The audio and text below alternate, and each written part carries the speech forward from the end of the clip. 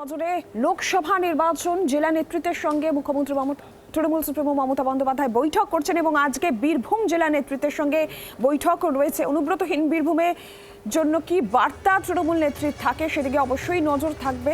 আর এর আগে পশ্চিম মেদিনীপুর মুর্শিদাবাদ জেলা নেতাদের সঙ্গেও বৈঠক করেছেন তৃণমূল সুপ্রিমো। আমরা এই বিষয়ে বিস্তারিতভাবে জানবো। প্রবীর চক্রবর্তী টেলিফোন লাইনে রয়েছেন আমাদের প্রতিনিধি। প্রবীর, কি খবর রয়েছে?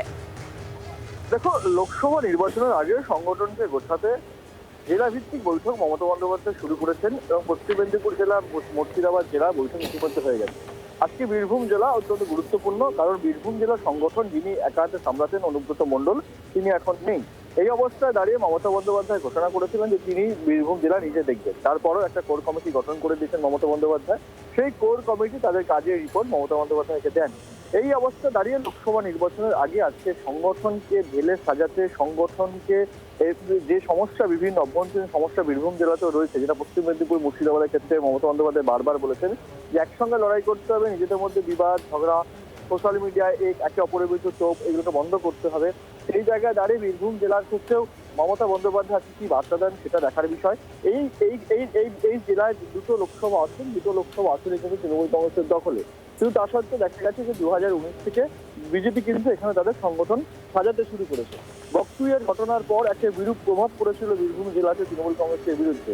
সমস্ত কিছুকে ঠিক রেখে আজকে মমতা বন্দ্যোপাধ্যায় কি বার্তা দেন বীরভূম জেলার জন্য সেটা দেখার বিষয়। যদিও 2021 সালে যে বিধানসভা নির্বাচন 11টি আসনের মধ্যে তৃণমূল কংগ্রেসের দখলে 10টি আসন গেছে, কিন্তু সেই সময় অনুব্রত মণ্ডল একদম সক্রিয় ছিলেন রাজনীতিতে তৃণমূল কংগ্রেসে। অনুব্রত মণ্ডল এখন নেই। তৃণমূল কংগ্রেসের সবচেয়ে বড় মাথা ব্যথার কারণ হচ্ছে সেটাই। এই অবস্থায় দাঁড়িয়ে কোর কমিটি গঠন করে দেওয়ার পরেও আজকের এই বৈঠক, যেখানে সমস্ত সাংসদ, বিধায়ক, একদম ব্লক স্তর থেকে শুরু করে সভাপতি পর্যন্ত সবাইকে ডাকা হয়েছে, সেই বৈঠকের সংগঠনকে সাজাতে লোকসভা নির্বাচন আগে কি বার্তা দেন মমতা বন্দ্যোপাধ্যায়, এবং প্রতিটি মিটিংয়ে অভিষেক বন্দ্যোপাধ্যায় তিনিও থাকছেন, তিনিও বার্তা দিচ্ছেন। সেক্ষেত্রে আজকের বৈঠকে মমতা বন্দ্যোপাধ্যায়, অভিষেক বন্দ্যোপাধ্যায় বীরভূম জেলা নেতৃত্বকে ঠিক কি কি নির্দেশ দেন সেটা দেখার বিষয়। ধন্যবাদ প্রবীর।